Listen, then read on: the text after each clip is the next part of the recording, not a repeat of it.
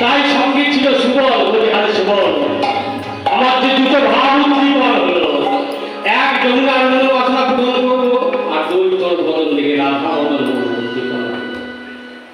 আমি কি করবো বল, যে তুই আমার রাধা বদল মিলনের উপায় হলো, যে আমি কি করে বলে দেবো, এ যে মাটি নয় রে ধরে দেব, মাটি নয় রে ধরে দেব, এ যে গাছের ফল একটা পেলে দেব,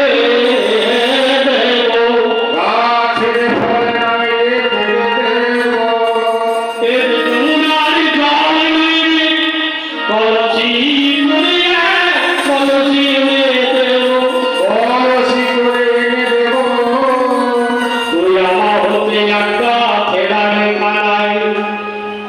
বুঝে দেখ তোর চিন্তা নেই, আজ শুনেছি মথুরায় হাট বসবে, আমাদের যেমন এই 3 ধারে বাজারে হাট বসে, বিশেষ বিশেষ দিনে যেমন রবিবার বুধবার বিভিন্ন হাটে বিভিন্ন বার আছে। তো সুবল বলছে আগে শুনেছি মথুরার হাট বসবে, তা বৃন্দাবনের গোপ গোপী রাধারানী এই যমুনার ঘাটে পার না হলে তার মথুরায় যাওয়া যাবে না। তাই বলে যখন আসবে তুই এক রাত যমুনায় নৌকায় নামে করে দাঁড়িয়ে থাক, মিলনের অসুবিধা হবে, সমাধান হয়ে গেল। তো কৃষ্ণ মনে মনে ভাবতেন, হ্যাঁ সুবল তুই তোর মনের কথা বলে দিলি, আমি নৌকা কোথায় পাবো, আর আমি এই নাবিকের বেশ কোথায় পাবো? কেন, আমাদের তো যোগমায়া আছে, কাত্তায়নী মহামায়া মহানগরী ঈশ্বরী। ওই যে আমাদের যোগমায়া মা আছে কাত্তায়নী, দাপর যুগে মা কাত্তায়নী,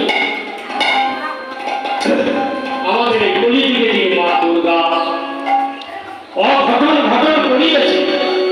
এই বৃন্দাবন লীলা, যত লীলা আছে আমাদের যোগমায়া মা ছাড়া সম্ভব নয়। তাই কাত্তায়নীকে যোগমায়াকে স্মরণ করলেন, যোগমায়াকে স্মরণ করে বললেন কি, যোগমায়া মা আমার এসে নাবিকে বেশ দিলেন, একটি নৌকা সৃজন করে দিলেন, সৃজন করে এবার সর্বই জানে যোগমায়া। মায়া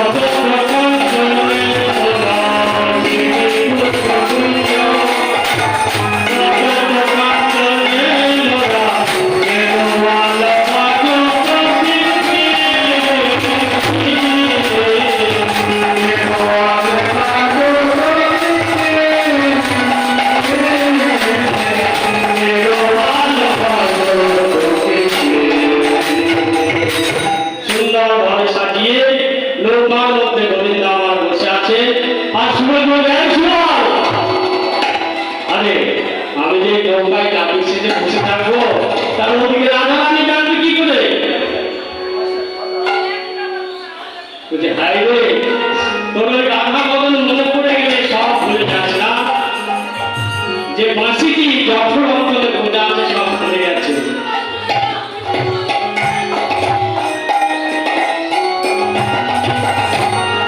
একবার একবার তেমনি করে বাজাবে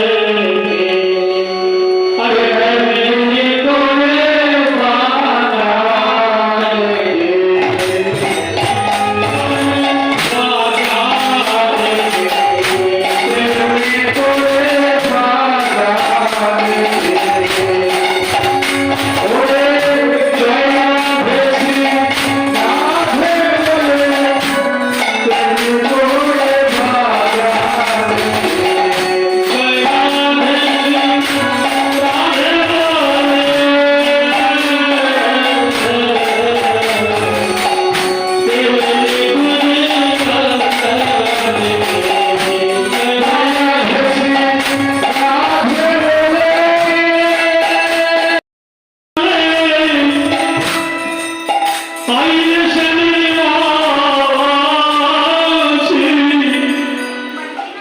তুই কি আর